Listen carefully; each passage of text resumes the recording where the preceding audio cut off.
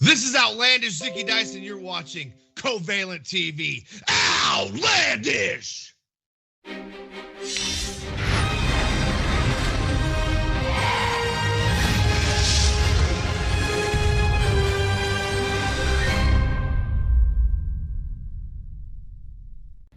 What's up, you guys? This is Ashley D'Amboise, La Creme de la Creme, and you are watching Covalent TV.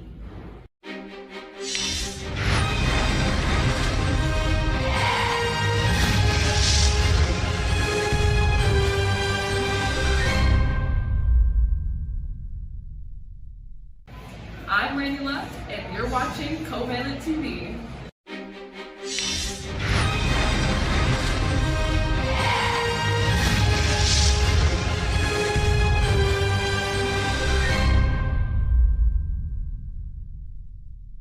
Good morning, Covalent TV. This is Marina Shafir, the problem, the one and only problem, the only problem that you will ever need. And I wanted to give a shout out to Daryl and Werner. And I just wanted to say, keep on stepping and keep on being honest and keep on being hardworking. And thank you for supporting me, and thank you for consistently being there for when I am performing. I just want to say thank you, and keep doing you. Keep being the honest podcast problem that you are. Take it easy.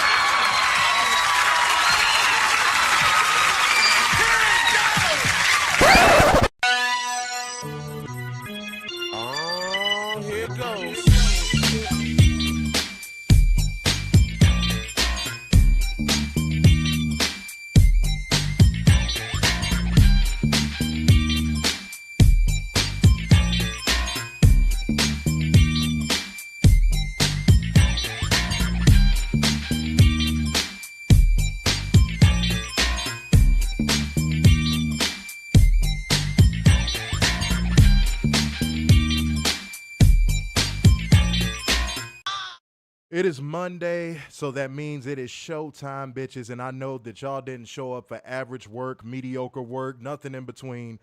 Y'all showed up for this good work, and you know what? Tonight I'm trying to lean on excellent work, and we're going to make that possible because that is just what we do here. So that means welcome to your WWE Raw Live Review. This is your boy, Mr. Starksign. Big Dub. What is happening? What is going on to all of the beautiful people in the room tonight? Y'all know what to do on the way in. Wipe your motherfucking feet, man, with a like, a share, a retweet. I don't care what platform you are on. Go ahead and share the Facebook groups.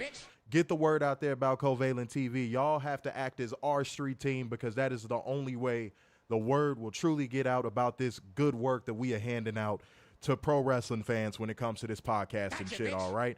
So go ahead and do what the hell y'all do. You know what I mean? Do that shit right fast because I want to have a good show tonight. I want to have a show where we get super fucking surgical. And that is exactly what the plan is, all right? And the job is not that hard to figure out if y'all have watched the show before on our end. We're going to give you beautiful people the news. We're also going to hold one special accountable and bring facts, data, and statistics as the show goes on because we want to make sure that we are informing our viewers of everything that they should know and not just giving all of that nonsense and all of that compromised information that you receive otherwise. So let's not delay any further. Let's go ahead and get into the news. AEW got some tax credits from Cleveland. $1.275 million. No one knows for what yet. WWE got a little over the 1.36 for SummerSlam.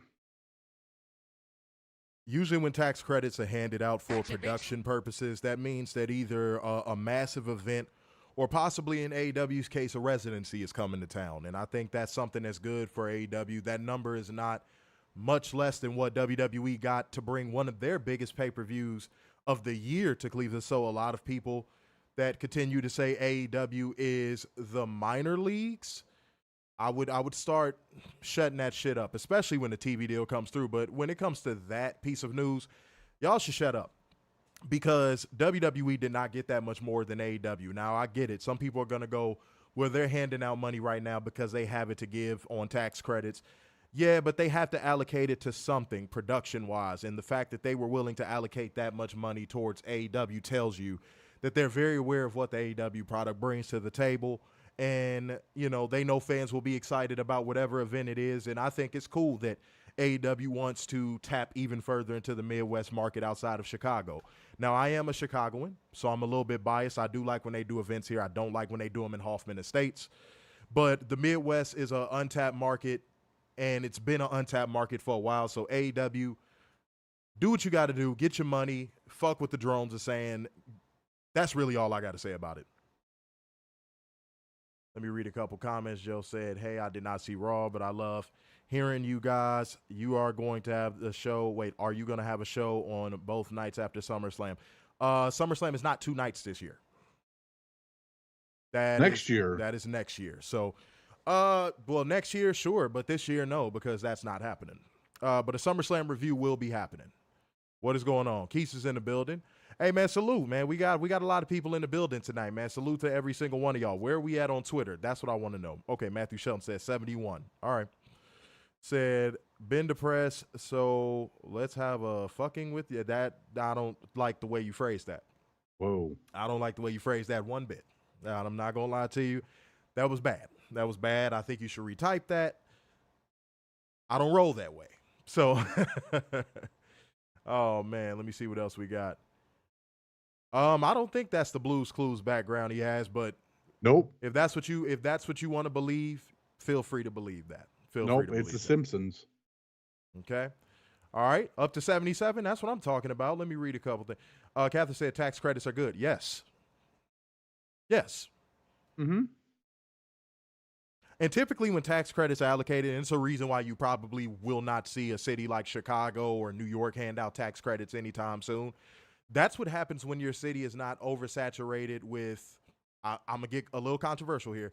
When your city isn't saturated with like illegal immigrants and all types of stuff and spending on unnecessary things, and your roads aren't all fucked up. As much as people love to shit on Ohio, their infrastructure is actually in good shape. Like, their infrastructure is actually pretty fucking good across the board. Now, could they build up Cleveland a little bit more? Abso-fucking-lutely. Abso-fucking-lutely. But yeah, Ohio's infrastructure is in great shape. So they can afford to do stuff like this. They can afford to allocate money towards productions. And I wouldn't be shocked if you start to see more movies and more TV shows get shot in Cleveland as a result of this. Because, yeah, the more money you have to allocate as a city, the more stuff you could bring in. You know, you could bring in more concerts. You could bring in more productions with TV shows, movies. It's a domino effect, really. It's a domino effect. And Chicago was in this spot not that long ago, too. They were in a spot where they could, you know, spend money on bringing Empire and Power and all that stuff. And we ruined that pretty quickly. We got a bailout from the government, and we ruined that pretty damn quickly.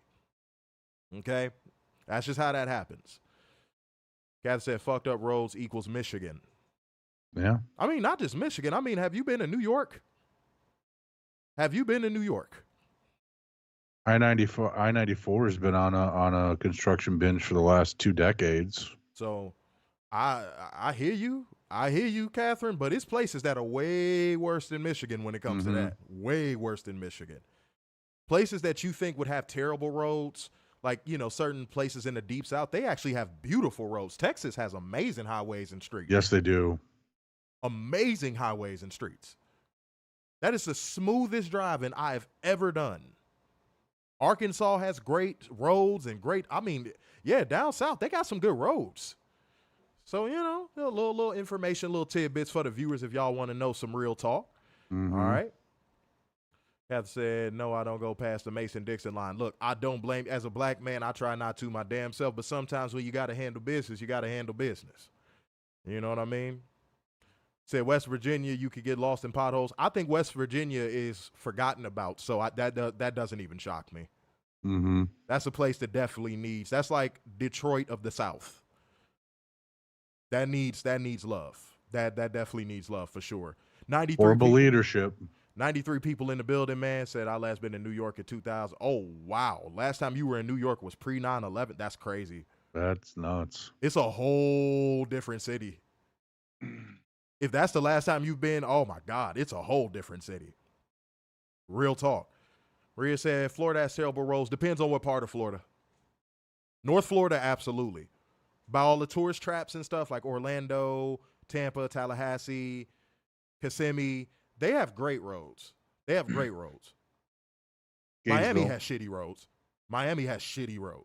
But like for the most part, South Florida has great roads. North Florida is terrible. And again, I'm speaking from experience. I'm not doing guesswork here. Let me see what we got. All right, so Jersey has the worst roads. Yeah. Most of the East Coast, for real, really has terrible roads. Love the shirt. Okay, yeah, it's a nice shirt. You know what I'm saying? Chucky gives free hugs, but in a different way. You know what I'm saying? I think my shoulders looks nice in this shirt. That's why I wear it. You know, We need to find like a new concrete mixture that won't give potholes from the harsh salt. Wait, and Marlo said potholes all over Nashville. That's shocking. Gotcha, bitch. That's shocking. I've been to Nashville. I thought the roads were fine.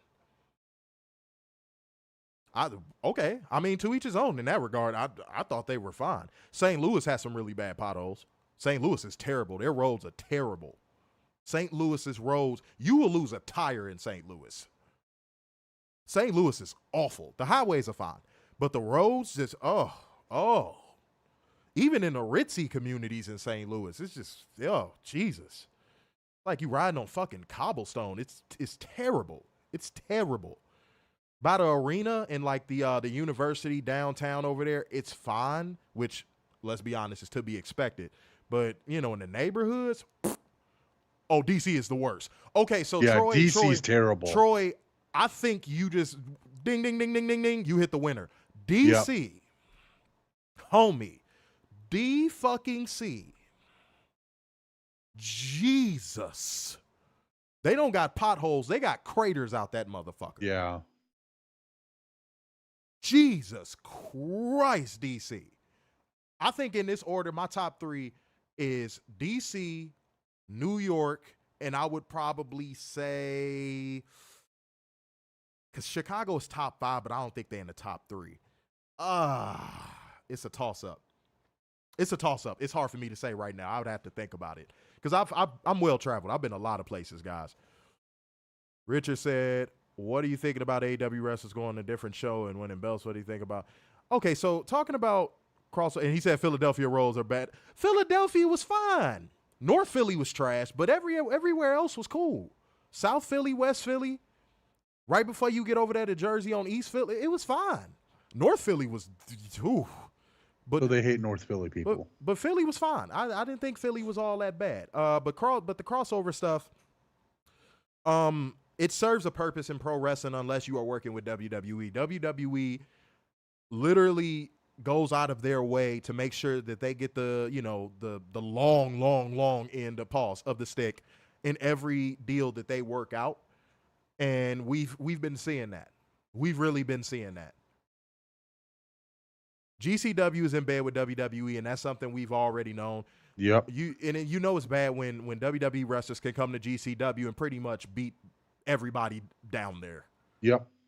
It's And so Brett's much okay stuff. with it. It's so much stuff, man. It just, every other partnership I am perfectly fine with because it is actually mutually beneficial for all sides involved, except the partnerships that are actively going on with WWE because WWE only lives to serve their WWE. purpose. So I don't, outside of that, I don't know what to say. I really don't. I mean, AEW, for fuck's sake, and this ain't me just trying to give them too much kudos, but like AEW, for fuck's sake, is having an active feud on their roster, on their cameras, on their network television for the CMLL Women's World Championship. Mm-hmm. Do you think if WWE was partnered with CMLL, you would see that? Y'all can answer in the comment section if y'all want. Let's just be real. Like, if we gonna talk, let's have real talk. We gonna drop off some work, let it be good work. 116 already on Twitter. Good. That's good. There we go. That's good numbers right there. I love to see that. Catherine, I peeped the QT Marshall, Jimmy Corderas thing, or however you say that dickhead's name. I saw the whole thing. Misinformation is a motherfucker. It's a problem. Jimmy Corderas said the information he put out there about the gimmick chair shit, that was such misinformation. And I'm glad QT Marshall stepped up to the plate to pretty much call him out, because, you know, AEW wrestlers, it shouldn't be the wrestler's job to call people like that out. It shouldn't. And WWE trying to send a PR hit job on AEW for something that they don't have the balls to do because WWE isn't remotely edgy whatsoever. It's kind of haterade, man. It's haterade. They pouring up a tall glass of haterade. If the glass was tall, man, it was tall enough to touch the top of Sears Tower. They're pouring up a glass of skyscraper haterade. Everybody put skyscraper haterade in the comment section. I know that might take a while, but go on ahead and do it. All right. All right, guys. Now we got to transition to a portion of the show where these people drink haterade every day and they eat ass for breakfast. If y'all know what portion of the show is coming up, go on ahead and drop that thing in the comment section for a player. But even if you decide that you're not going to do it and you ain't ready for all this good pimping, I'm going to tell you anyway. It is time for us to hold one special dumbass accountable. It is time for drone accountability. Let's go. This is from Twitter.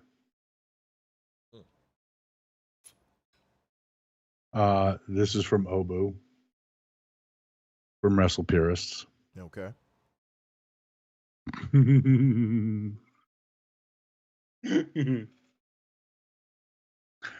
Obu says, and I quote, "What do you think Daniel Garcia should do?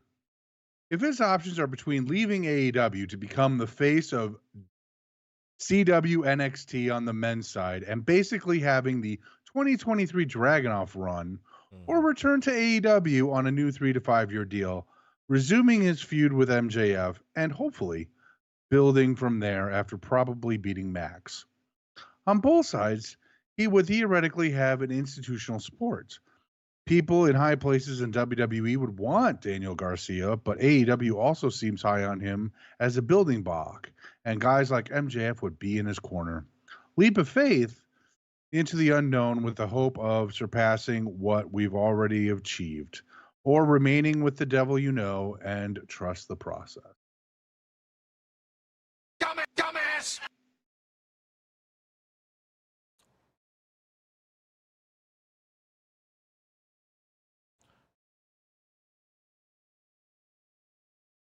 I don't got anything.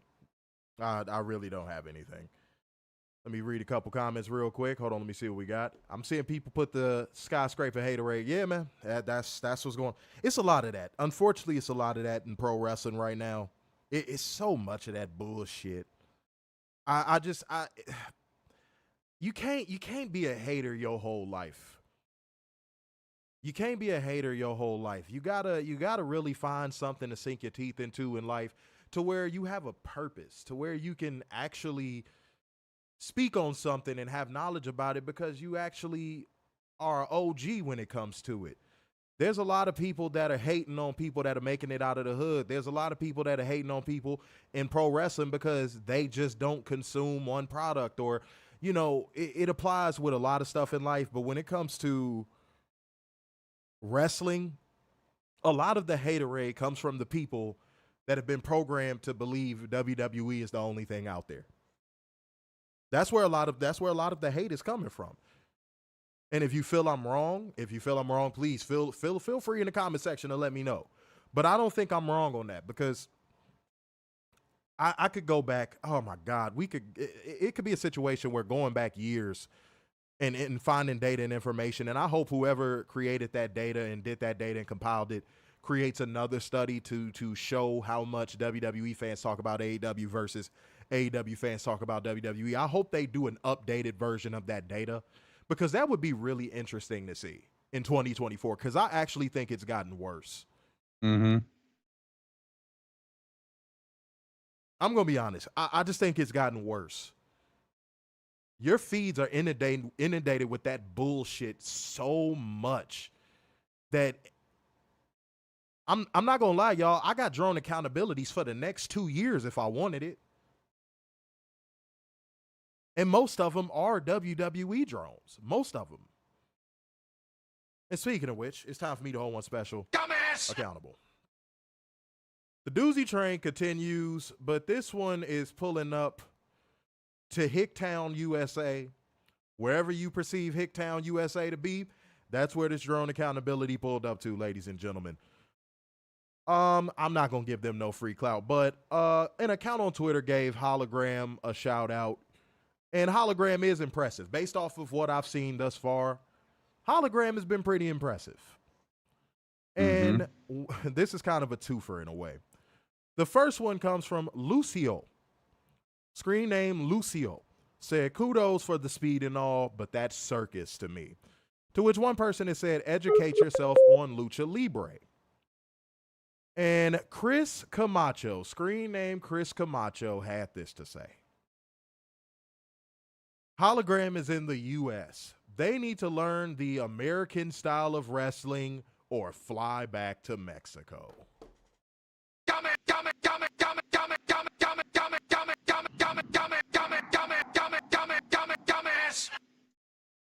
You see what I mean? Everything I say with a purpose. That's why I prefaced my drone accountability with what I just said. People are so trained to consuming one style of professional wrestling that the moment they see anything that deviates from that or is different from that, they don't know how to respond to it, y'all. They don't. This is the sickness. This is the problem. This is everything that I talk about when I get on these streams with y'all. It's a sickness. WWE has dropped off a flesh-eating disease called WWE drone-itis to every single person that has been watching it since they were a child. And I don't care which era you started watching it. And not even just on the wrestling side. Let's not even stop there. Let's not stop there. Not even just on the wrestling side. They tell you that there's only one way to tell stories.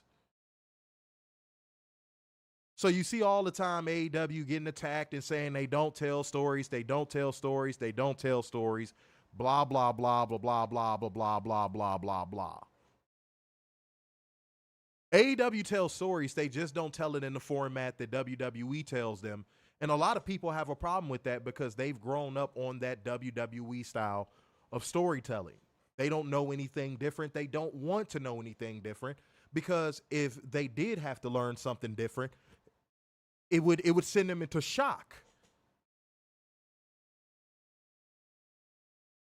If a story isn't watered down, if a story isn't spoon-fed to WWE fans, they don't like it. If it's not 30,000 video packages, they don't like it. If it's not commentary insulting their intelligence, they don't like it. If it's not recap after recap, they don't like it because that's what they've been programmed to like.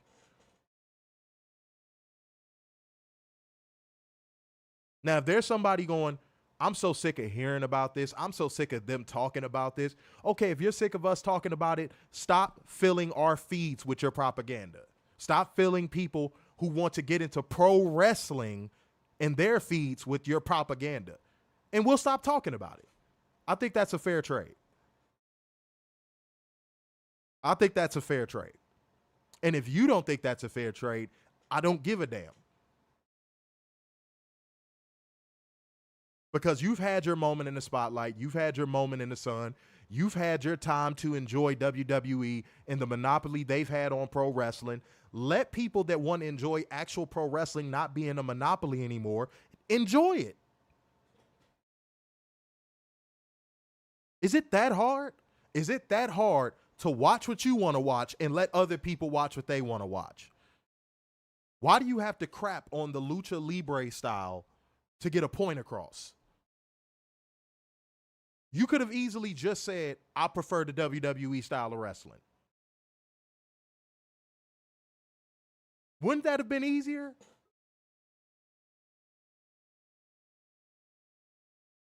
I'm sorry. I just want to put that out there, guys. Mo done said if it's not sing-alongs, recaps, backstage segments, yeah, I just said that. Yeah, if it's not any of that stuff, yeah, they don't like it. And anybody who's coming in here, y'all should read Mo's comment because that's exactly what it is. If it's not what Mo just typed in the comment section, y'all don't like it. And it's time to come to grips with it and admit it. Admit it. You know it's true. We know it's true. Everybody that enjoys pro wrestling knows it's true. But the only people that are in denial about their behavior is you, WWE fans.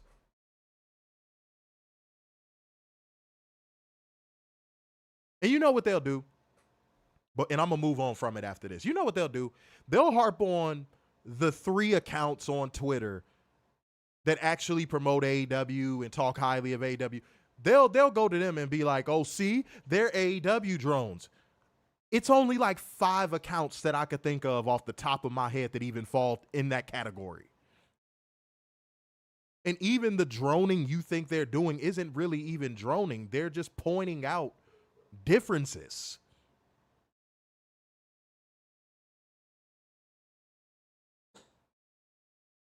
Yeah, Mo, you bring up a good point. Mo is on fire right now. He said they weren't complaining when Mick Foley was getting thrown off the top of the cage, but they'll shit on Lucha Libre.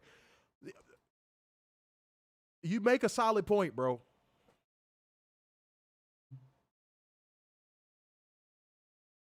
You make a very solid point. Said they want 40 minutes of yapping and babbling and I don't even know. That's an unquantifiable number of vignettes. Yeah, straight up. Straight up.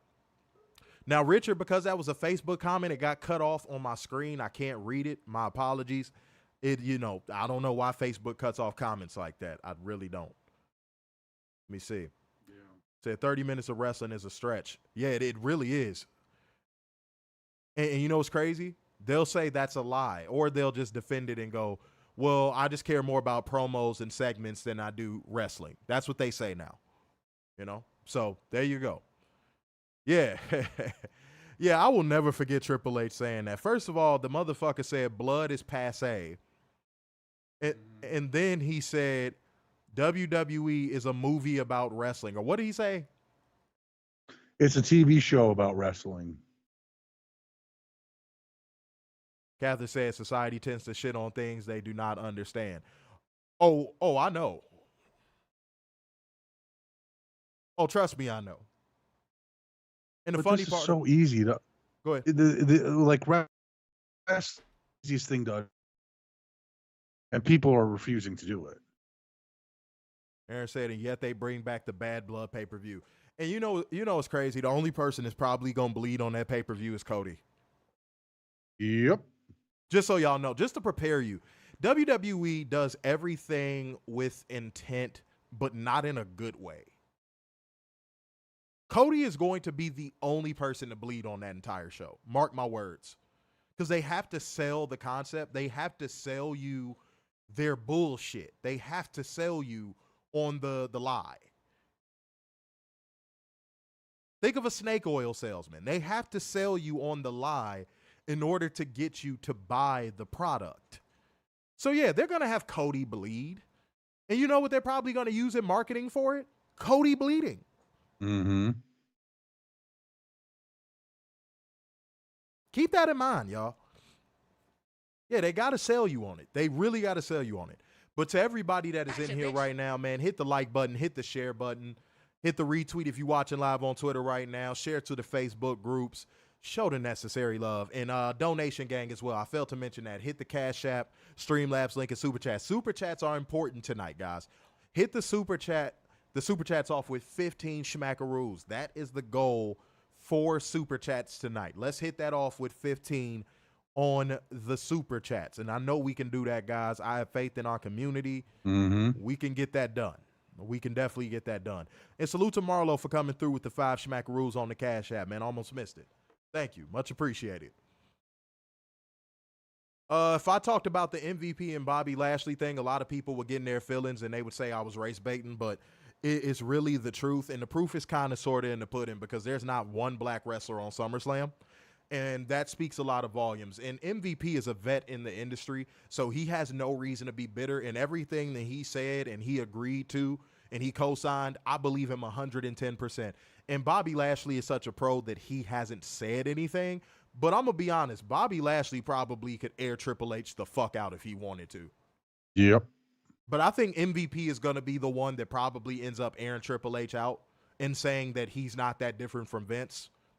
If I had to put my own personal money on it, MVP is probably going to be the one that's going to air Triple H out. If And MVP, all of you are going to be shocked, and then you're going to come back here and be like, we told you. If MVP goes to AEW as an elder statesman kind of wrestler, which I would enjoy, which I think would be, I would rather have him as an elder statesman wrestler for AEW than QT Marshall. Yeah. Like, you could literally swap out MVP for QT Marshall, and I'd be very happy with that. Now, do I think QT Marshall does good things behind the scenes for AEW? Sure. I've heard about some of the good stuff he's done behind the scenes. But I think MVP in that elder statesman wrestler role would be pretty dope. I think that'd be super dope. And if Tony Khan gives MVP a live microphone and he says, go out there and say whatever you want to say, that's going to be nuclear. Mm-hmm.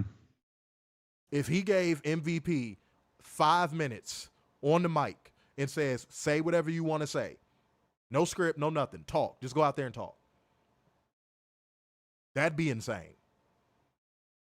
And who knows? If Keith Lee re-ups his contract with AEW, MVP as a manager for Keith Lee I think that'd be cool. I agree.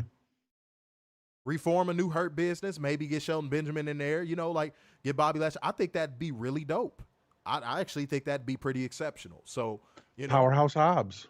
I'd be happy with whatever they do with that. That'd be cool. Maria said QT Marshall is trash. As a wrestler and as a promo guy and all that stuff, yeah, he's about as generic comes.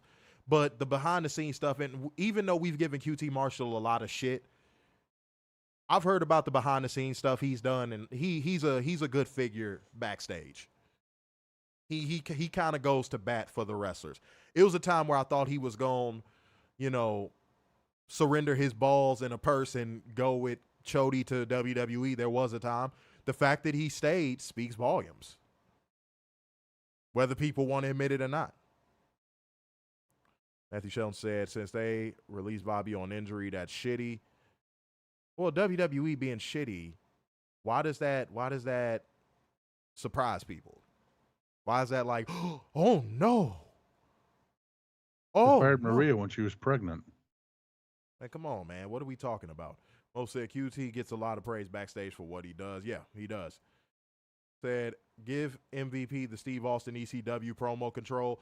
I mean, it don't even got to be nothing to that level. Just have him go out there and just clear the air. Have him go out there with a microphone and have him standing in the ring with Bobby Lashley, Keith Lee, Shelton Benjamin, and whoever else would be in the faction. Have him just go out there and just air it out. Air it all out. Just put it all out there. Why not? Why not? No, Maria, no. All right. Let's keep it going, man. Let's move on with the show. It's time to get into Monday Night Raw. Guys, I got the scalpel tonight. I kind of want to get a little bit surgical because a lot of things on these shows make less and less sense as the weeks go by. And this was a go-home show. This is a go-home Raw, ladies and gentlemen. I'm not sure if any of y'all were aware of that little tidbit or forgot about it, but yes, this is a go-home Raw for SummerSlam. And WWE has gone out of their way yet again to open up their hand, to do the little two-hand magic trick and open up their hand, and there's nothing in either hand. They continue to do this to their audience, and they continue to do this to their fan base, and they go, do the trick again. I enjoyed that. That's where we're at. If anybody wants to know where we are at when it comes to WWE and their fans, WWE opens both of their hands. There's nothing in either hand, and WWE fans are clapping like seals. Do it again. Do it again. I don't get it. I don't get it. Nor do I want to. Because that's something that a WWE fan will ask you. Have you tried to get it? Oh, we've tried. The attempt has been made. 5 years worth of attempts. Nothing makes sense. What is there to make sense of? Riddle me that. What is there to make sense of? Just to give a little bit of preliminary thoughts on the show, but let's go ahead and get into it. Let's talk about it. Let's actually give our opinions. That's what y'all are here for, man. Okay. Oh my God, I'm not ready.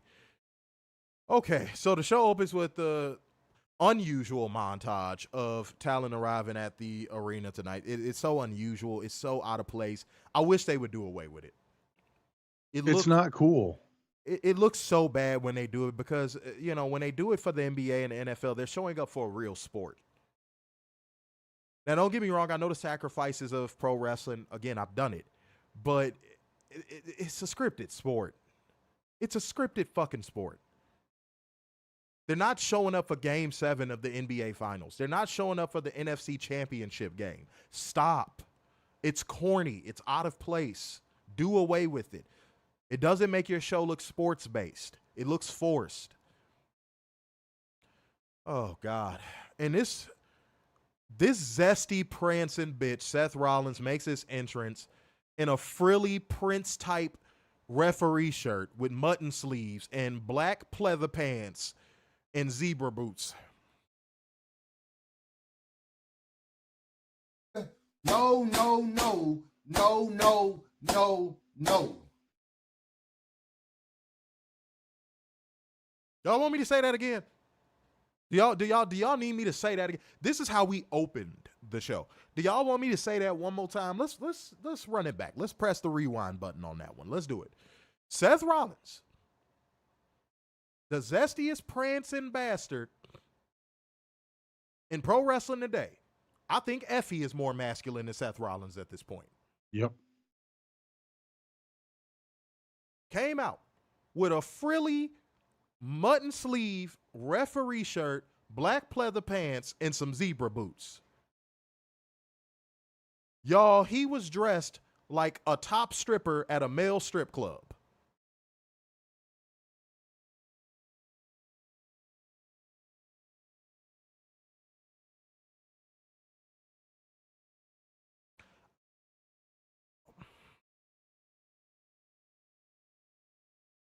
Ooh. I bet you he wears this Saturday too.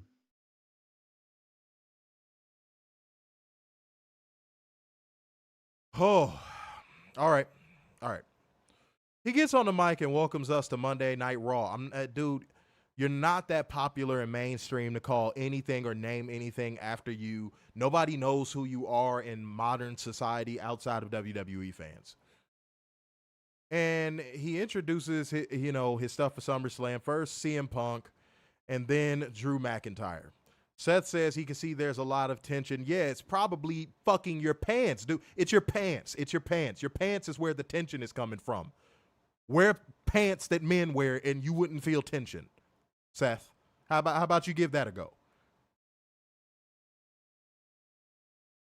And he said directly from the office of Adam Bald, the two of them are not to lay a finger on each other or the match for SummerSlam is off. One step further, if they lay a finger on Rollins, the match will also be off. Man, with the way you look, if somebody laid a finger on you, you'd probably like it. If CM Punk or Drew McIntyre laid a finger on you, you'd probably like it. Sound like the Pillsbury Doughboy. So I'm not trying to hear it, Seth. Seth, I'm not trying to hear it, homie. Just shh. All right, so hearing this, CM Punk rolls out of the ring and heads over to chill out with Pat McAfee. He's so corny. He's so fucking washed.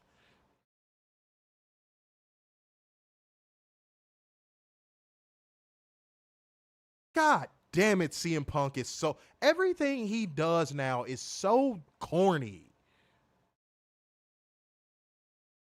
Drew McIntyre tells him not to be a coward and to get back in the ring, and CM Punk says he's not scared of either of them. Then why did you roll out of the ring? Doofus? Numbnuts? You fucking knucklehead McSpazatron. You shell of a former man. Even your mannerisms don't make sense anymore.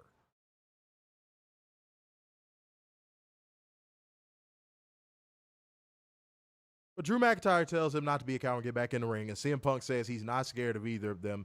He's afraid of what he might do if you don't stop.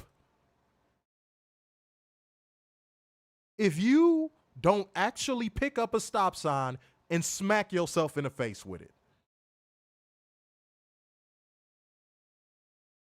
Everybody in the comment section, if you saw Drew McIntyre and CM Punk were about to fight on the street, who do you think is winning?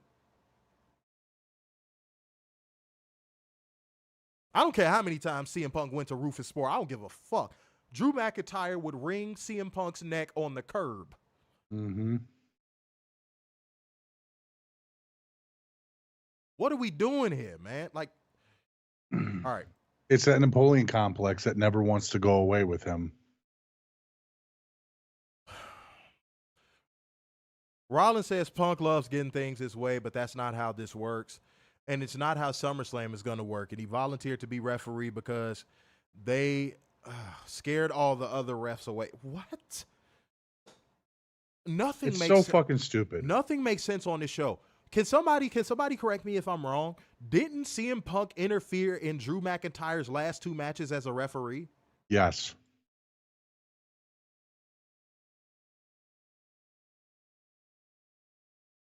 Reason. What was the reason? I had a reason. What was the I had a reason? reason. What was the reason? I just explained the reason. What was the reason, bitch? I don't need to explain myself to you. And What was the reason?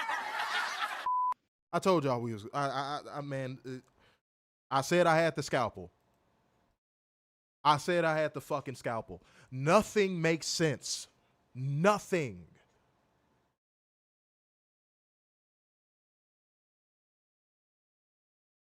What? What? What? Huh?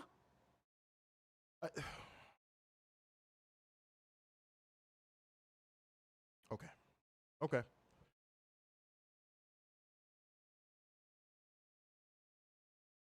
So he orders CM Punk back to the ring, and Punk obliges. Drew talks about how he and Seth both want to be the best and want what's best for the future of WWE, and Punk isn't that. He's a cancer. He's poisoning minds in NXT. That's a fact. And he's going to screw it all up. So remember that on Saturday. Rollins says he's right that nobody hates Punk as much as him, but he's missing that Seth also hates McIntyre too.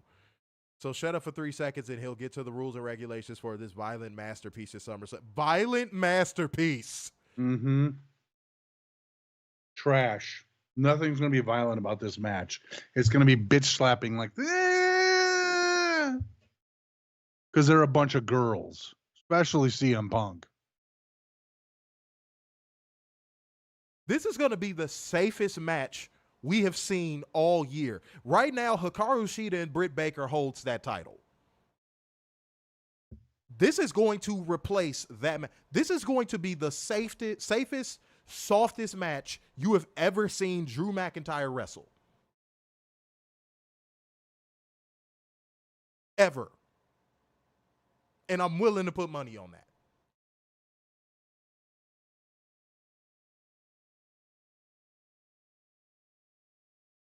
Violent. Yeah, right.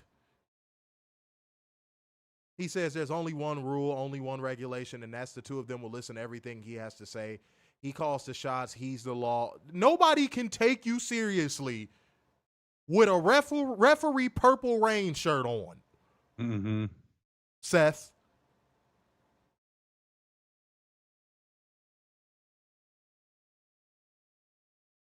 He counts to 3. They tap when he says they tap. There will be countouts only if he wants there to be, and there may even be 1 to 10 or 20 or a million. Disqualifications, referees discretion. Just say it's a no DQ match.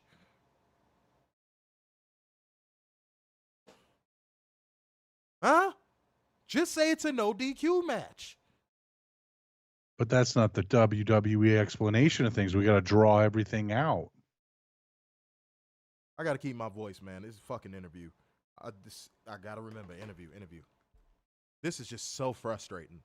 This is just such a frustrating product to consume, because how do people watch this and think this makes any sense?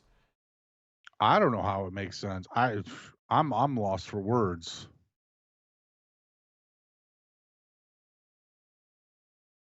This feud has been a dud. And everybody, and guys, I've seen on Twitter, everybody is saying this is the best feud in pro wrestling right now.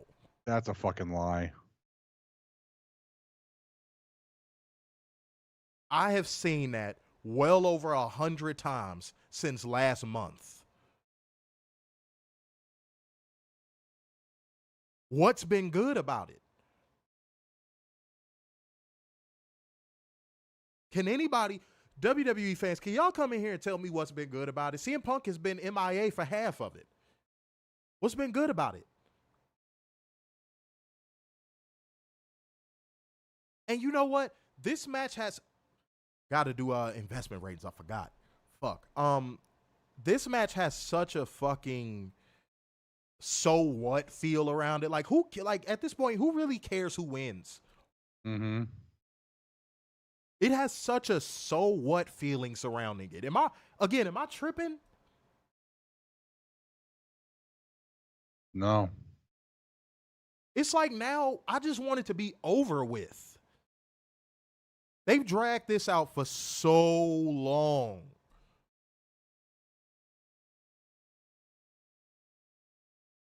All right.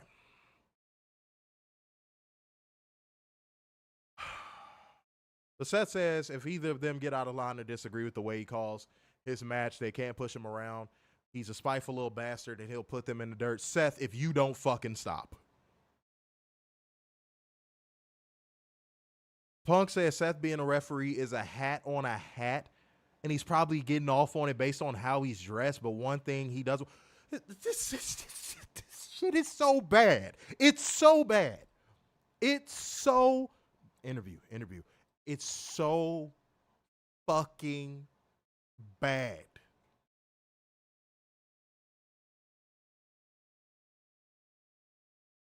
Punk, homie. This is why I call him CM Hypocrite. This is why I say he's doing Hypocrite Babble. Weren't you just hugging up on a woman at All In that was holding a sign saying protect trans kids? Homie? Mm-hmm. Yep. Gay jokes? Huh?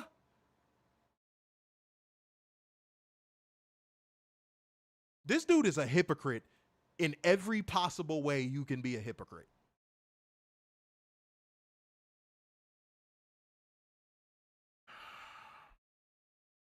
You can't make this shit up. You can't make this shit up. You can't make this shit up. You can't. And as he would say, tell me where I'm telling lies. Tony Sarcosta, new commenter on Facebook, said they drag everything out. And they do it unnecessarily. Mm-hmm. That's the part about it that really fucks with me. They do it unnecessarily. They do it to the point of where something loses steam, and then when it loses steam, they go, oh, fans just don't appreciate long-term storytelling. No, you just don't know how to tell stories. Facts. Oh, they had the Cody finish the story thing planned since the WrestleMania last. No, they didn't. No. They called an audible. They admitted in the WrestleMania documentary that was the whole thing was an audible. I don't believe you. That's not true. Like, come on, man. This shit came out of Triple H's mouth. This came out of The Rock's mouth. There was no plans for Cody to win the world title. None. So they made a shitty booking decision on purpose. I know that may be hard for some of you WWE fans to believe, but they did that on purpose. It wasn't long-term storytelling. Goofballs. Wake up. Please wake up out of that fucking WWE coma. Please.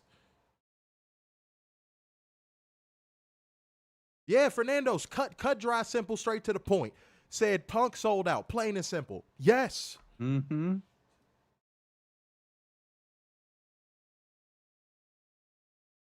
And you said Swerve and Hangman is the hottest feud in wrestling. You know what's even crazy about you just saying that? That just got reignited, and it's already the hottest feud in pro wrestling right now. They just re-sparked that feud back up. I mean, I'd argue Mariah and Tony. So we got two feuds that come from AEW that are the hottest feuds in pro wrestling. But you know what?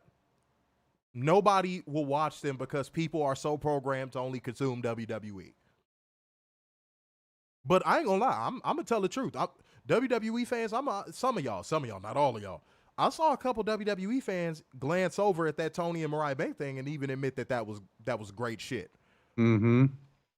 That's when you know it's like undeniably great. When even WWE drones were like, this shit is pretty fucking good. Like, no drones could come in the comment section and be like, nah, that feud sucks. Like, nobody. That was the first time I put an AEW post up, and no drones came underneath it and was like, this sucks.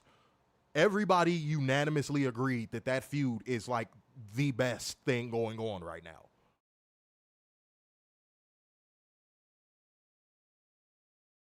Oh, Aaron, don't say things we already know. We told y'all that on the stream damn near after WrestleMania. We said the moment Roman comes back, oh, Cody's done. Yeah. All that that shit's over with. That's done. I mean, you saw it in Paris, where they were all chanting Roman while Cody was out there. And I'm sure a portion of him died when he heard that. Mo said the Diamante and Layla Hirsch match was better than the whole whatever build up to Drew and Punk. I actually watched that match early this morning. Like, sun was just coming up. I watched it and I said, is there really still an argument?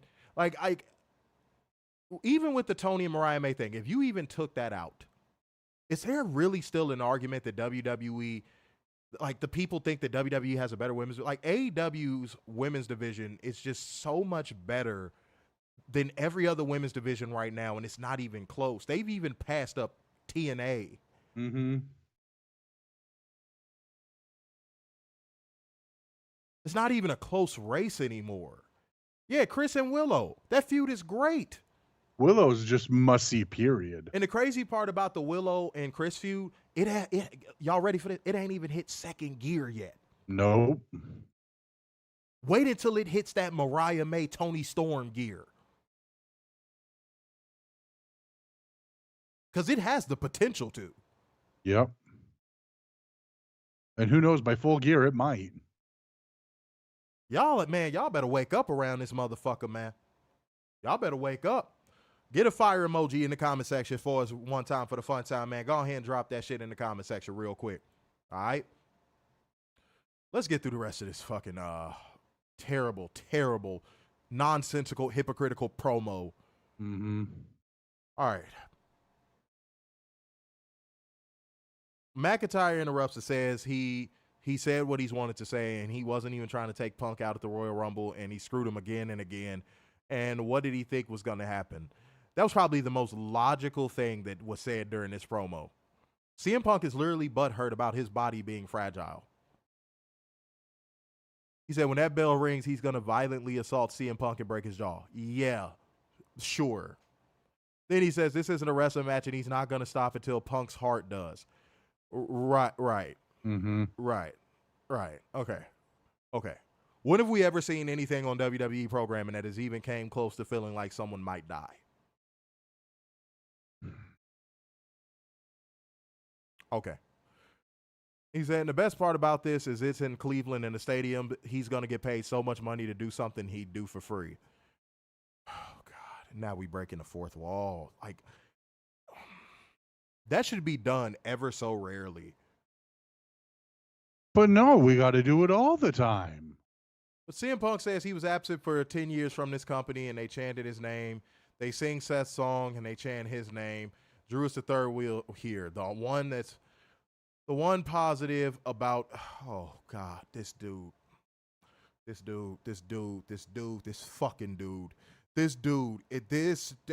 shell of a man. Try. This hypocrite. This ultimate gutter trash purveyor. Oh my God. He says the one positive about PDS, Punk Derangement Syndrome.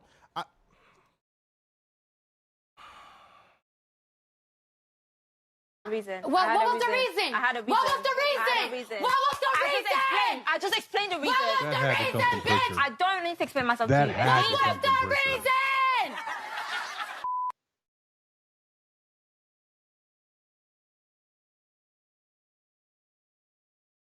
Y'all, if we ain't have an interview to do tomorrow, my voice would already be gone. Oh my God.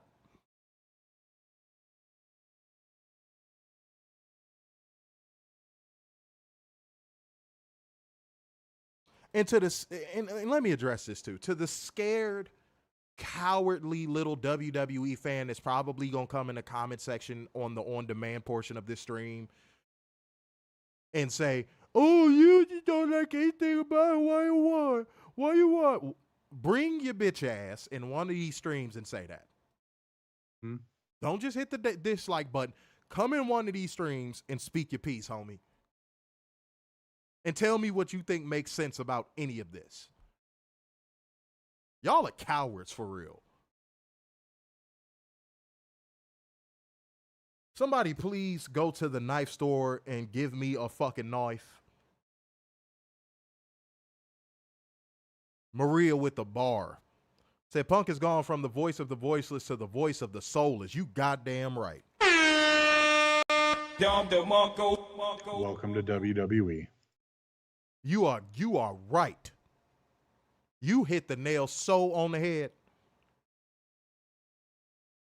Oh, buddy. Wow. But wait, there's more. He said they clearly both suffer from PDS.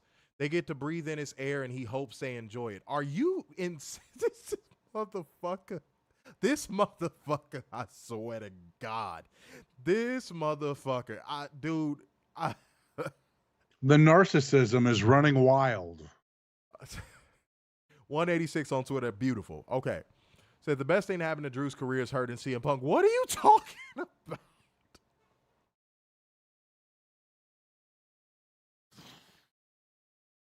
Oh.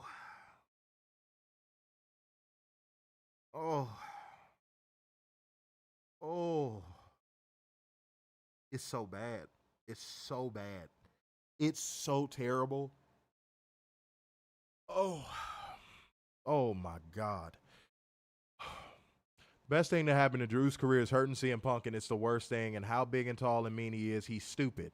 And he keeps dumbing himself out of positions. He dumbed himself out of the world title, and he's going to do the same thing on Saturday when he steps in the ring with the best in the world. How did he dumb himself out of the world title when you have interfered in his last two? It makes no fucking sense. I'm not as tall as... How in the world does it, in anyone's mind, say that and it makes sense? No one in their right mind would know that would be made sense. Gotcha, bitch. This company can't even keep up with its own week-to-week creative. Or hour to hour.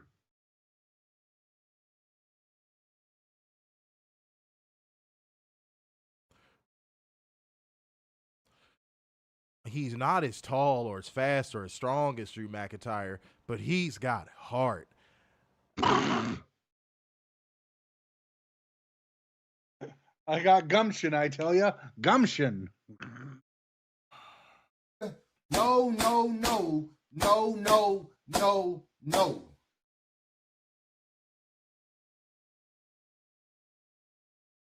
Whew. And he said, He's got the people chanting his name. I'm not even joking, y'all. Nobody chanted his fucking name. It was so awkward. Gotcha, bitch. It was so awkward. He was standing there for about a solid 30 seconds waiting for them to start chanting. That might be embellishing. No, he stood there for about a solid 15 seconds waiting for them to chant his name. And then you heard like a little portion of the crowd go, oh, he wants us to do okay, CM Punk.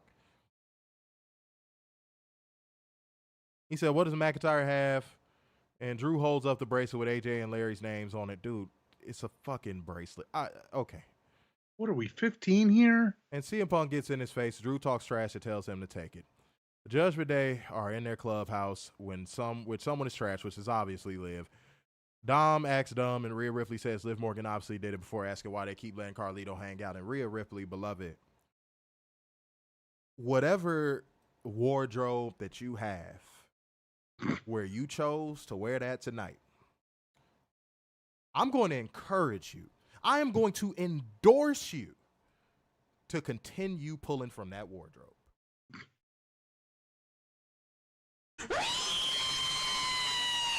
That's all I got for you, baby. That's all I got for you. You want to come get some of this good pimping, come talk to a player. Keep pulling from that wardrobe. Whatever you do. I don't care. I don't care if you go into the grocery. Wear it. Picnic, wear it. Yes. After commercial, AAR Priest arrives at the clubhouse and tells Finn Balor that he thinks he should be in his corner tonight, but Finn tells him to focus on GUNTHER and cleaning up the clubhouse, and they'll take care of business tonight. Dom suggests letting Carlito handle Sami Zayn, and he agrees and goes to find Adam Bald. Now we got Akira Tozawa and Otis going against the Creed brothers, and the Creed brothers won by pinfall with a double back superplex on Otis. Nothing burger. Post-match, they work Otis over, but Maxine Dupree, who was looking pretty good tonight, she was looking good. She had a body butter on. She was looking all right. Yeah. She jumps Gable from behind to try and save him. Chad jaws at her, and she slaps him and puts her dukes up. So she squared up. Good for you. You notice they done kept that girl up out of that ring. Y'all noticed that, right? WWE, y'all ain't slick. Y'all ain't slick. We remember. Y'all think y'all so fucking slick. Hell no. When is the last time we just seen that girl in the ring? Anybody know? 4 months? 5 months? God damn, people want to blow my phone up during the stream. What's going on right now? Okay. All right. Okay, we almost to 200 on Twitter. All right, that's what I'm talking about, goddammit. Get these numbers going. Get these numbers going. Yes, they did it on purpose. Yeah. I mean, obviously, she was bad. Yo, she got booed out of the arena at a house show. Yeah. And was it in Canada? Can somebody confirm that? Was it in Canada? If you got booed out of the ring at a house show in Canada, that's pretty bad.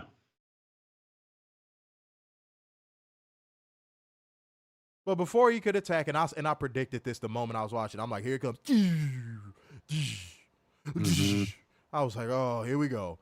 And the whole thing was the Wyatt Six unmasking, and Nikki Cross jumped on Chad Gable with a crossbody. And they brawl with the Creeds and Chad Gable. Chad tries to escape. Uncle Howdy's at the stage, and then Chad Gable runs through the side curtain. Dudderific, Dudderino. The Wyatt Six thing has already lost steam. This is a skid mark on fucking Bray Wyatt's legacy. They need to just end this.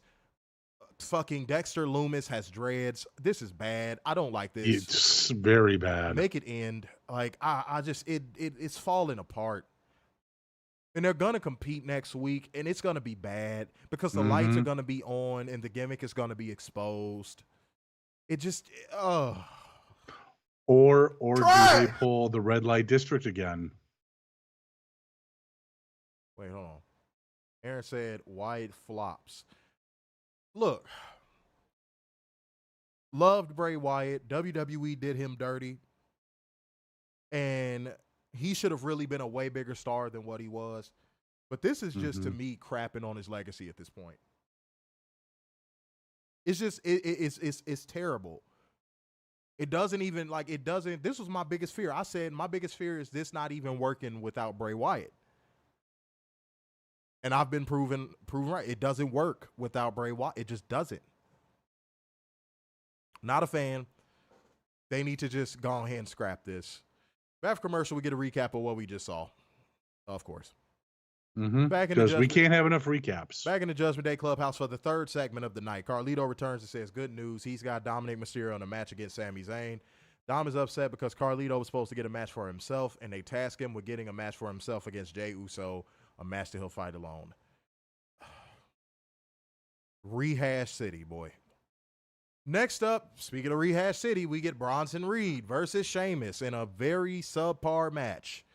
Bronson Reed won by pinfall with the 747 splash. 50-50 booking. Not a fan of this. It just needs to end.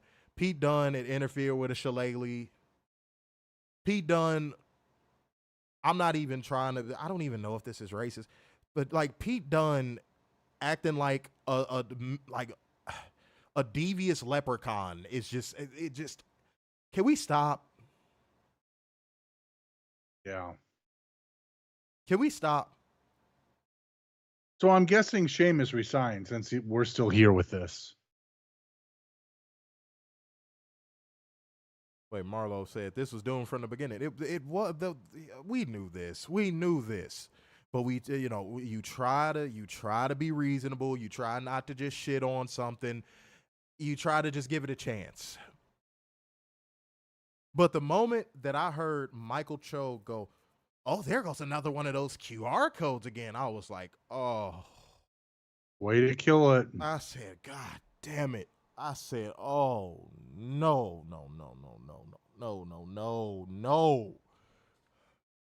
All right, moving on.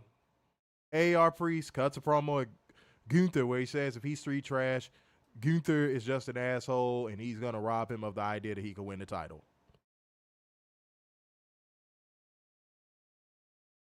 Oh my God.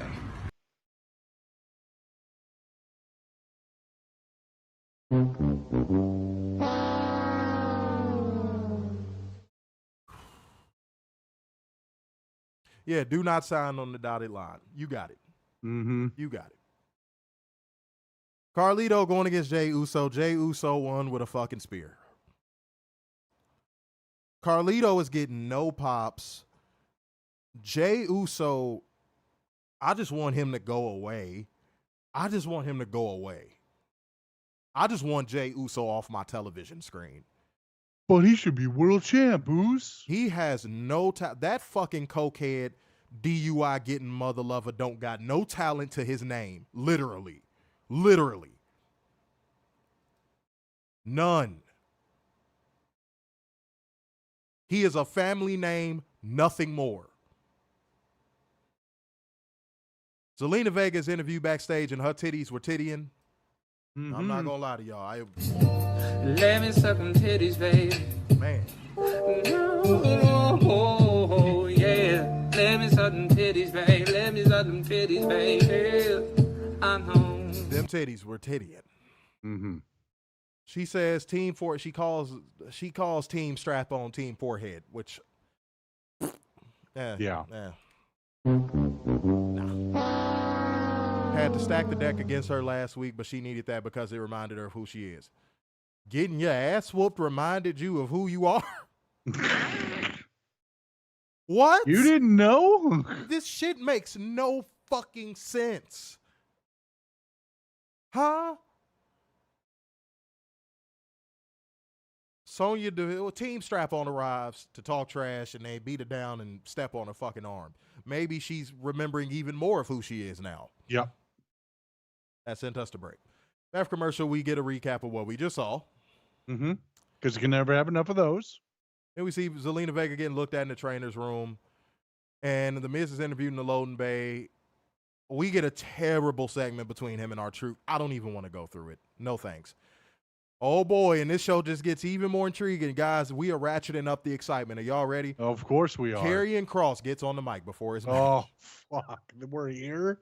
Oh, God. The excitement just keeps rolling in. The excitement just keeps rolling in. It is, man, it is late night Las Vegas levels of endorphins going on around here.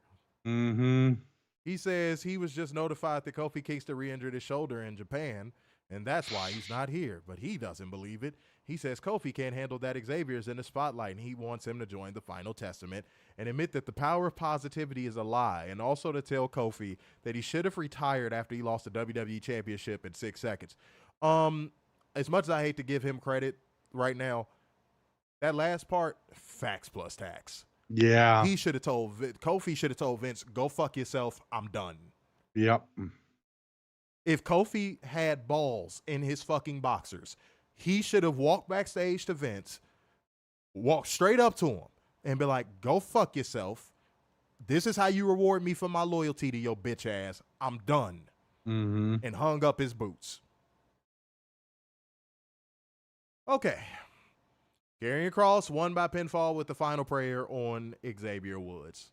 In a match that is a typical Karrion Kross match. Boring, feels longer than it actually is, and nothing special. The only thing you care about is Scarlett's titties on the outside. Sounds like a Nick Aldis match. So that's what we got. That's what we got. Over 200 on Twitter. Good numbers. So who's more boring between Karrion and Nick Aldis? Ooh. I think a void in space opens up with the sheer amount of boring that the two of them produce. So I would say it's even. Yeah. The amount of boring they produce could create a black hole. So I don't really know. I don't really know what to say to that. And in the WWE PR move of the day, we get footage of Jesse the Body Ventura meeting with Triple H earlier today. Because they were in Minnesota, don't you know? This feels so forced. Like everything they do feels so corporate, so forced, so contrived, so agenda driven. Nothing feels genuine. Like, you got no mentions of Jesse the Body Ventura. Jesse the Body Ventura got no love from WWE for like God knows how long, and now all of a sudden, we're close, we're family, we're tight knit. Mm-hmm. Fuck off. Sammy Liberal is interviewed backstage. He says he thinks it's funny that Braun Breaker thinks he's too focused on his comedy show when he did a show the night before he beat him. WWE is literally writing promos for people that can be debunked by a wrestler within the same show. Yep.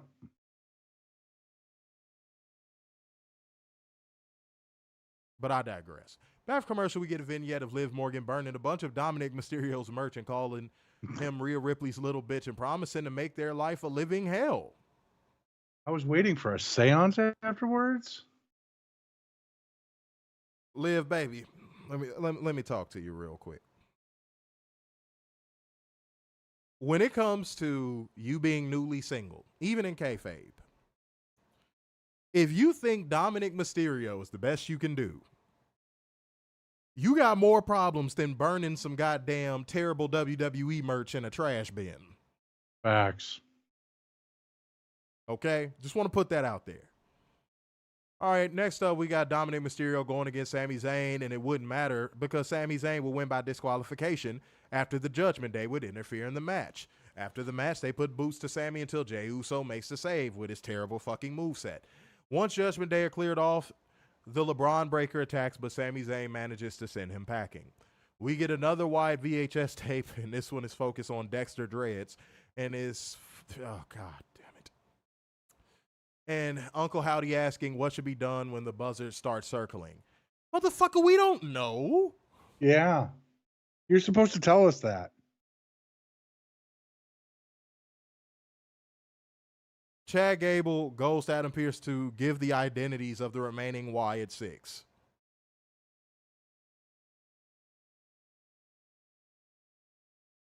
Try.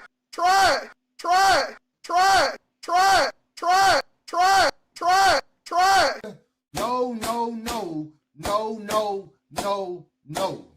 Boo-boo. Chad Gable demands a 6-man tag match against those freaks.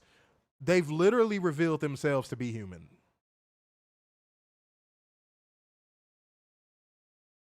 What do you think this is? The hills have eyes? We can see them. You just revealed their identities. This shit is stupid. All right. Adam tells them to consider it official. Next up, oh God. The most boring woman next to Becky Lynch, and they come from the same land, Lyra Valkyria, Katana Chance, and Kayden Carter make their entrance to send us to break. Now, back for commercial, Rhea Ripley in that beautiful, beautiful, beautiful negligee, whatever you want to call it, she was wearing, cuts a promo on Liv Morgan telling her she so badly wants to be the victim in her little fantasy, but that's all it is, a fantasy. The reality is that at SummerSlam, her tour comes to an end. All right, now we got Katana Chance Kayden Carter and Lyra Valkyria going against Team Strap-On. And Team Strap-On wins by pinfall with Z360 from Zoey Stark on Katana Chance. Can we just pack these NXT call-ups up? Where's all the heat? And no, this is not me defending Vince in no shape, form, or fashion. Do not take it that way. I'm speaking strictly about booking. All of the heat that Vince got for fucking up NXT call-ups, where's that same energy for Triple Nose? Yeah.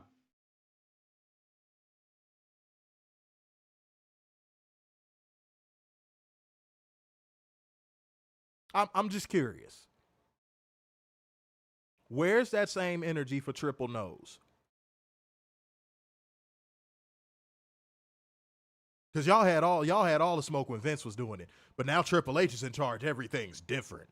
Everything's different. It's better. Nothing's different. Nothing's better. If anything, it's worse. All right, post-match, damage control make their return and Santal in the ring. Gunther cuts literally the same promo we have heard him cut for the last 3 fucking weeks. Mm-hmm. And then he says he used to look up to Finn Balor, but ever since he decided to surround himself with Judgment Day weirdos, he became street trash just like they are.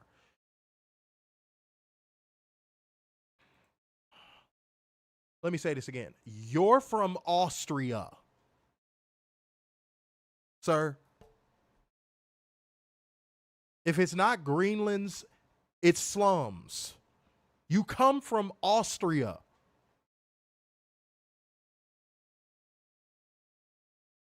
Stop. Just because you came from a place that probably had no crime because it was a town of like 40 people doesn't mean everybody's street trash, homie. You act like we can't look up Austria. Stop. It's just the promos are tired. All right. And Gunther is as boring as watching paint dry. Commentary hypes up the card for SummerSlam, and we got another Judgment Day Clubhouse segment. Here we go. They all agree that after SummerSlam, they need to work together to get themselves out of the situation they're in. Rhea reminds Finn that if he needs any help tonight, he only needs to ask. But Finn Balor says he's stepping up and going at it alone tonight unless they don't think he's good enough. AR Priest says he's worried about Gunther doing something stupid, but as his brother, he knows Finn can take care of him. Right. Gunther won by referee stoppage with the Gojira clutch. Post-match, Gunther reapplies the Gojira clutch as referee Chad Patton tries to pry his arms apart. AR Priest makes a save for his buddy, and he lays Gunther out with a right hook as the brawl goes to the floor. Haymakers against the apron over the barricade and into the crowd, and that was the show. -10. Monday Night Raw needs to be packed the fuck up, sent to Duke Juice Town, and never come back. This gets worse and worse by the week. I wanted to have a surgical stream tonight so y'all could understand how truly piss poor this product is on just even a basic booking level. And if anybody wants to refute my talking points, come into a live stream and actually do it. Don't downvote the stream. Don't do a comment after the stream is over. Come in here and refute me. I dare any one of you pussies to do it. Please. The floor is open. The door has been opened. Okay? No moment of the night. -10. The show gets worse and worse each week. No moment. Psych, I lied. I got a moment of the night. Rhea Ripley, baby, keep wearing what you're wearing.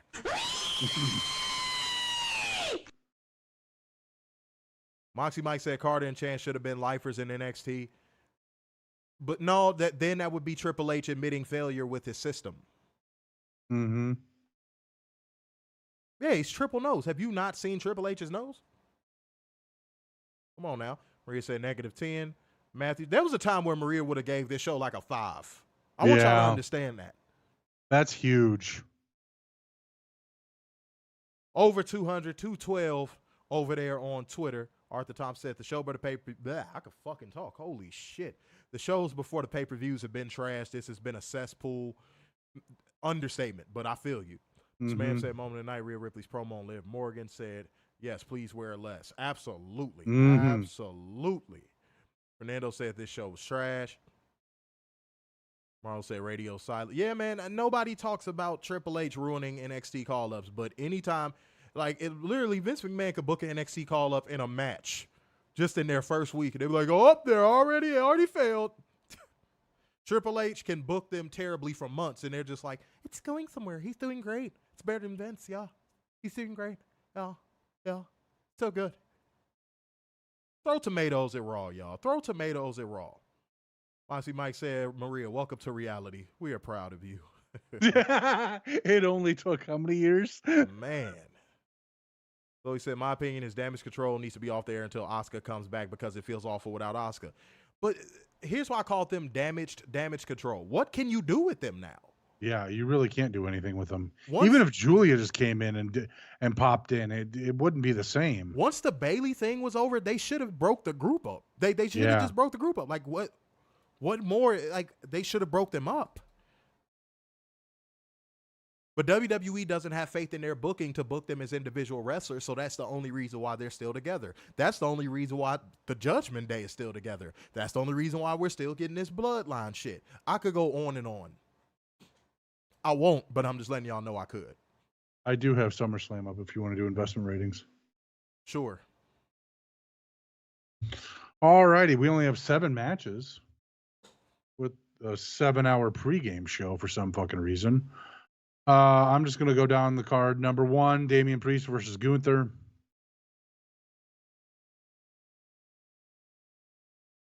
Number 2, Bayley versus Nia Jax. Number 3, Liv Morgan versus Rhea. 5. Number 4, Cody Rhodes versus Solo Sikoa. Number 5, Logan Paul versus LA Knight. Number 6, Sami Zayn versus Braun Breaker. Number 7, CM Punk versus Drew McIntyre. All right, there we go.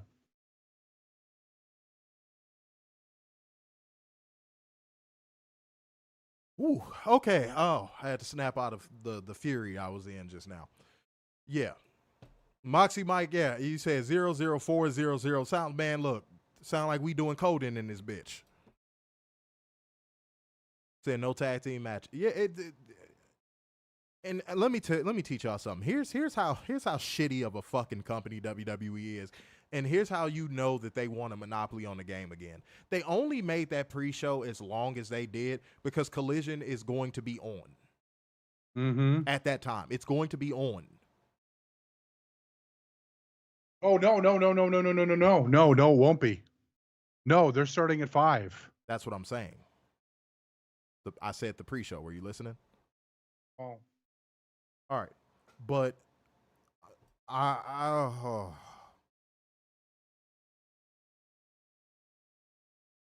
lose patience with this company and these shows because they could go out of their way to give y'all the best product possible. They literally choose not to because y'all accept nothing. It's like when a crackhead finds something valuable on the street, where's the first place they go? They run to a pawn shop. And the pawn shop will literally lowball them on purpose. And the crackhead will be like, I don't care. I'll take it. $5, I'll take it. They don't. That's what WWE does to their fans because their fans are the crackhead that walks into the pawn shop.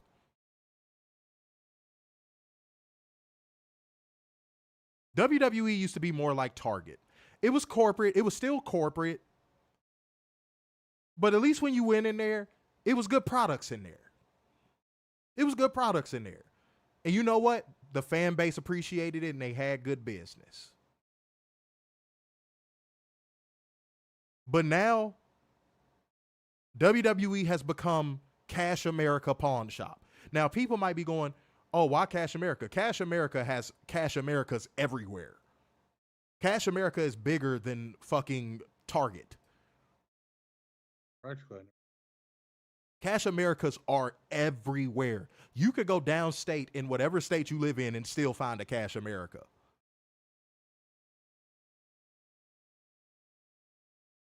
That's what WWE is. They have become the pawn shop of professional wrestling. They sell you crummy used items at a ridiculous markup. And then when you come in with a pristine item, they lowball you for it and sell it at ridiculous astronomical prices. Don't believe me? Go look at the ticket prices for SummerSlam right now. If you think I am capping, go look at the ticket prices for SummerSlam right the fuck now. I don't care if the viewership takes the hit. Go look at the ticket prices for SummerSlam for floor seats.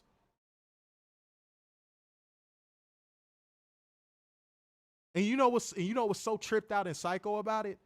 Some poor crackhead is gonna pay those prices. Yep. Not even knowing they about to go in that arena. I'm sorry, that stadium and get fucked. It's a joke. It's sad. WWE fans, y'all could do better. Y'all could do better. I feel like I'm talking to, I don't do dirty Mac, and I've never dirty Mac'd a day in my life. I've never talked down on another dude in front of a bitch. I've never been that type of person. But I feel like I'm that dude that's dirty Mac and telling a girl, oh, you still with him, you deserve. Like, that's how I feel right now, but it's the truth, though. Like, in this scenario, it's actually the truth. WWE fans, there's so much better stuff out there. It is. Yeah, and you know what's crazy? The only thing you take a hit in is name value. Because everything else is better. The only thing you take a hit in is it's not WWE. That's literally it. It's not the product you grew up with. That's it. That's the only hit you take. Outside of that, everything outside of WWE is better. Everything. And I can say that with all confidence. Do better. Mo Stadium said, and that stadium in Cleveland is a shithole. I've heard mixed reviews on it. Say Ring of Honor pay-per-views are way better than WWE pay-per-views. Yeah. I watched some of that Death Before Dishonor. I watched and I was like, God damn, it's night and day. And the crowds are just even more into it. I'm at fellas. This is for the fellas. Well, actually, this could be for the fellas and the ladies. Would you rather have sex with a person that's just staring at you the whole time, or would you rather have sex with a person that's into it? Let's see what y'all say. Because I know what I prefer. Arthur Thompson said Bloodsport was not bad. Is that WWE? And I know you're going to say it was mostly WWE people on that card. Io Sky even just admitted that when they leave the WWE machine and bubble, they get to do more of their movesets. Mm-hmm. So if you were preparing to say that, that's not a flex. It is not a flex. No, Maria, Cash America is not a local chain. No. Nope. I think Matthew just said it. Cash America is like the Walmart of pawn shops. Yeah. Said into it. Gotcha, bitch. Yeah, Missionary Monday is Raw. That's facts. There you go. Said Shayna actually has moves. Yeah, but did you see him any of those moves tonight? There you go. Chloe said -9 moment of the night. Zoey's new hair color. It suits her. All right. Okay. Clear air. You know what? I don't have nothing. I don't have anything for clear air tonight. I got nothing either. All right, time to get the fuck up out of here. So therefore, going once, going twice, and so to the man with the brazen in his ass. So sign off yet again. It's the epitome of black excellence, the king of dimes, just your boy, Mr. Starks, and The beacon of hope worldwide, the Messiah, some cute sixes, and the internal pessimist, Big Dub. Peace out, y'all. See you Wednesday.